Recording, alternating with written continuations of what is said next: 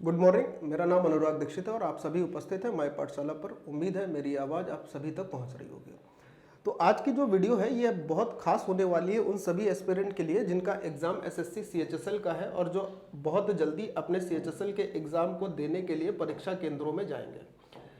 CHSL 2022 की अगर मैं बात करूं तो यहाँ पर आपको ये जानना बहुत ज़रूरी होगा कि किन चैप्टर का वेटेज क्या है, प्रश्न पत्रों में यानी एग्जामिनेशन हॉल में क्वेश्चन का सीक्वेंस आपको कैसा मिलने वाला है, और साथ में आपको ये भी पता चल जाएगा कि क्वेश्चन का जो लेवल है वो कैसा आ रहा है, इजी, मॉडरेट या डिफिकल्ट। कैसे प्रश्न आपसे अभी पूछे जाएंगे।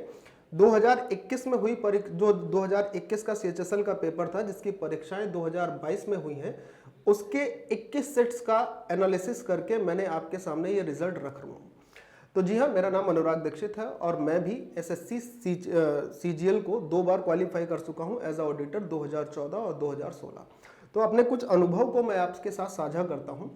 तो इस वीडियो में आपको क्वेश्चन के सीक्वेंस पे हम लोग बातें करेंगे, किस चैप्टर से कितने प्रश्न आ रहे हैं और चैप्टर का लेवल कैसा होगा, मतलब क्वेश्चंस का लेवल कैसा होगा। तो सबसे पहले बात करें कि किन प्रश्न पत्रों का एनालिसिस करके मैंने आपके सामने ये चीज़ें रखी हैं।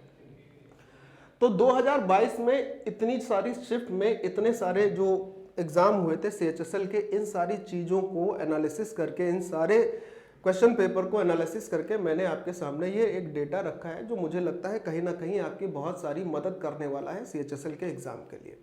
बात करते हैं कि एग्ज़ाम के पैटर्न को जानने के लिए आपको ये समझना जरूरी है कि क्वेश्चन का सीक्वेंस क्या होगा।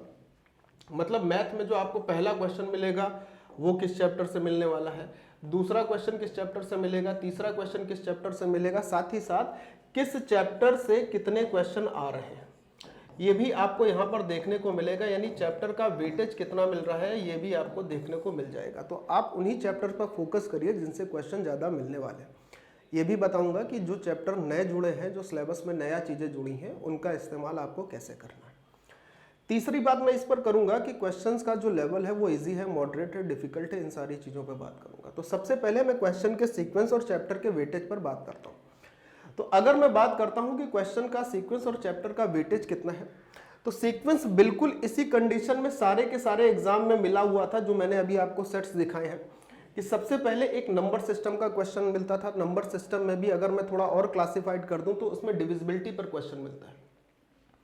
इन सारे सेट्स में जो प्रीवियस ईयर पूछे गए हैं आप इनको जाकर देख सकते हो, समझ सकते हो। और मुझे उम्मीद है कि 2023 में जो सीएचएसएल एग्जाम अभी 9 मार्च से होना है उसमें भी कुछ पैटर्न ऐसा ही रहेगा। बहुत कोई कठिन प्रश्न नहीं मिलते। अगला चैप्टर परसेंटेज है, फिर सिंप्लीफिकेशन से क्वेश्चन मिल रहे हैं, प्रॉफिट एंड लॉस, डिस्काउंट से, इंटरेस्ट से, एवरेज से, एलिगेशन से। इन सारे चैप्टर से आपको इसी सीक्वेंस में, बिल्कुल सेम ही सीक्वेंस में आपको क्वेश्चन मिलते हैं। आप इन सभी के सभी प्रश्न पत्रों को उठाकर इस बात को खुद से भी देख सकते हैं। आप भी समझदार हैं, बहुत ज़्यादा आपको चीज़ों पर समझने की ज़रूरत है इस वक्त। और अगर बात करें कि किस चैप्टर का वेटेज कितना है, तो नंबर सिस्टम से आपको एक क्वेश्चन या मैक्सिमम 2 क्वेश्चन देखने को मिल सकते हैं। परसेंटेज से 1 क्वेश्चन मिल रहा है, सिंप्लीफिकेशन से 3 क्वेश्चन मिल रहा है। इसमें आपके हर एक प्रश्न में पत्र में आपका एक क्वेश्चन वी बॉडमास से जरूर आया था।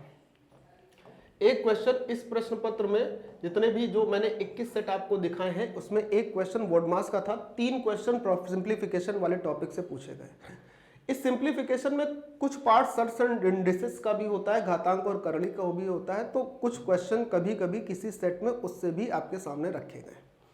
आगे की बात करते हैं। प्रॉफिट लॉस एंड डिस्काउंट से एक मैक्सिमम 2 क्वेश्चन आपसे पूछे जाएंगे और गए थे।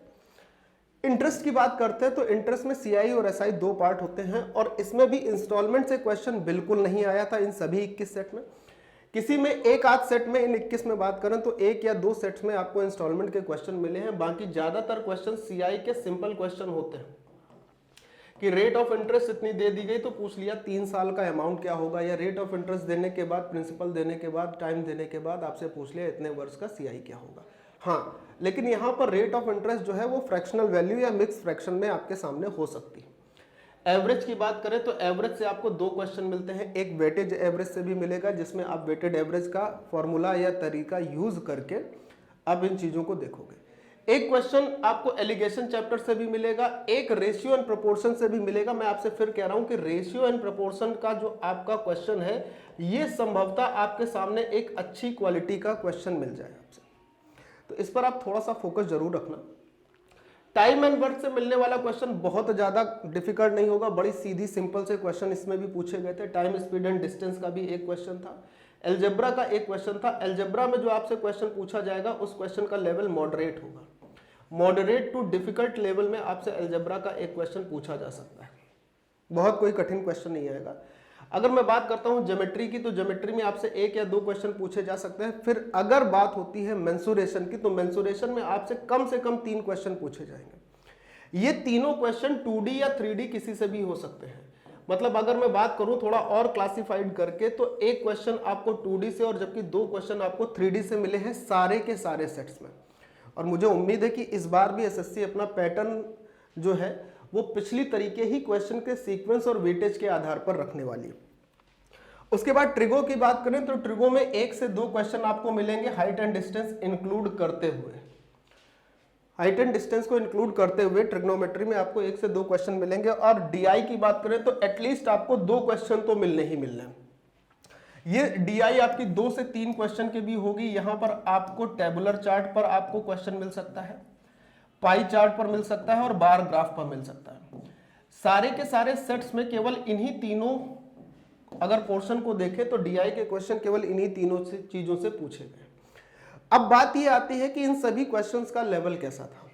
तो मैंने आपको 2 चैप्टर यहां पर ऐसे बताए हैं, एक रेशियो एंड प्रोपोर्शन चैप्टर आपको बताया और एक मैंने आपको अलजेब्रा चैप्टर बताया, जिसमें जो क्वेश्चन का लेवल है वो आपको मॉडरेट टू डिफिकल्ट मिल देगा। बाकी जितने भी क्वेश्चन हैं, जितने भी चैप्टर हैं, जितना भी वेटेज है, उन सभी का जो लेवल है वो इजी टू मॉडरेट है, यानी बहुत ज्यादा डिफिकल्ट क्वेश्चन आपसे नहीं पूछे जा रहे हैं।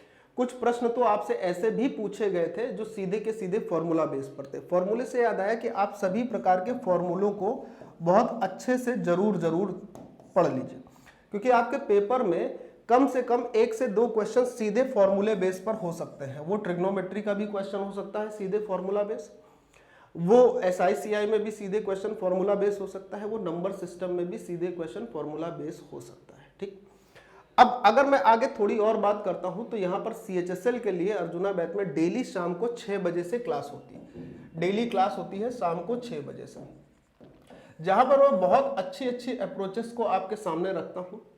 डेली आपको 20 से 25 क्वेश्चन या 15 से 20 क्वेश्चन आपको सॉल्व कराते हैं और बहुत अच्छे लेवल के क्वेश्चन होते हैं जो प्रीवियसली पूछे गए हैं। उन प्रीवियसली पूछे गए प्रश्नों में कुछ बहुत अच्छे प्रश्नों को चुनकर मैं आपके सामने लाता हूं।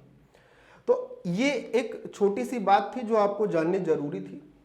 इन सभी 2022 की जो CHSL की परीक्षाएं हुई हैं, जो 2021 वाला CHSL था जिसकी परीक्षाएं 2022 में हुई हैं, इन सभी शिफ्टों के सारे एनालिसिस को देखकर मैंने ये डेटा, ये रिजल्ट आपके सामने रखा और मुझे उम्मीद है कि आप इसका फायदा अपने अपकमिंग एग्जाम में उठाएंगे।